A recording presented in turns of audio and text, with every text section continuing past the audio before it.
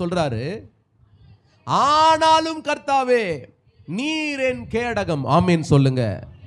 உலகம் சொல்லுது எனக்கு பாதுகாப்பு இல்லைன்னு, பையன் என்ன துரத்துறான், சொந்த குடும்பமே எனக்கு என்ன பண்ணிட்டு பையனை வளர்த்திருக்கிறான் பாரு, ஊர் சொல்லுது பையனையா வளர்த்திருக்கிறான் பாரு, எல்லாரும் என்ன பண்றாங்க, என்னை கேவலமாய் பேசும்போது, என்னை எள்ளி நகையாடும் பொழுது தாவீதுக்கு ஒரு நம்பிக்கை இருந்தது. ஆனாலும் யார் என்னை கைவிட்டாலும், யார் என்ன தப்பா பேசினாலும், என்ன தப்பாத பேசாத ஒரு ஆண்டவர் இருக்கிறார், என்னை விட்டு கொடுக்காத ஒரு தேவன் இருக்கிறார், என்னை விட்டு விலகாத ஒரு ஆண்டவர் இருக்கிறார். அல்லேலூயா சொல்லுங்க. அதனால தான் தாவீது சொல்றார், ஆனாலும் கர்த்தாவே நீர் என் கேடகமும். என் கேடகம் என்று சொன்னால் தாவீது ஒரு 3 விஷயத்தை சொல்றாரு, 3 காரியத்தை சொல்ற. என் கேடகம், என் மகிமை, என் தலையை உயர்த்துகிறவர். இன்னைக்கு அருமையான கர்த்தருடைய பிள்ளைகளே, நீங்கள் எந்த சந்தர்ப்பத்திலும் கர்த்தரை நோக்கி பார்க்கிற ஆளுன்னா உங்க பாதுகாப்பு அவருக்குள்ள இருக்கும்.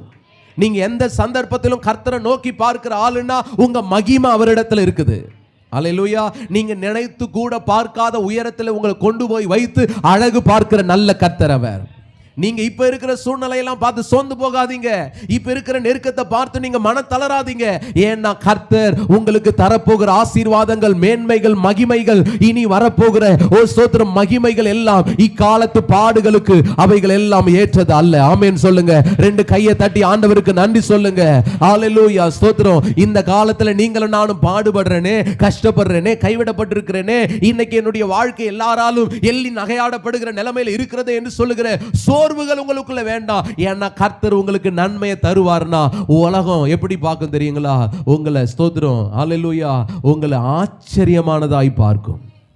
ஹalleluya உங்களை அற்புதமானவர்களாய் உங்களை பார்க்கக்கூடிய நிலைமையிலே உயர்த்துவதற்கு கர்த்தர் போதுமானவராய் இருக்கு. அதனால தான் தாவீது சொல்றார், ஆண்டவரே இந்த சிச்சுவேஷன் எனக்கு ஃபர்ஸ்ட் டைம் வரதில்லை. தாவீது அதனால தான் ரொம்ப ஸ்ட்ராங்கா இருக்கிறார் கர்த்தருக்குள்ள. ஆண்டவரே இந்த சிச்சுவேஷன் எனக்கு ஃபர்ஸ்ட் டைம் வரல.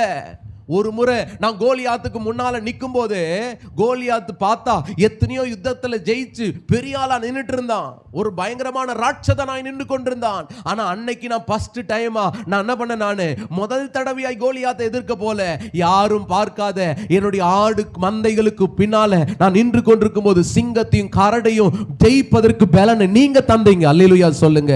அல்லேலூயா சொல்லுங்க. அப்ப தாவீதுக்கு இவைகள் எல்லாம் முதலாவது சந்தர்ப்பம் அல்ல, முதலாவது சூழ்நிலை அல்ல.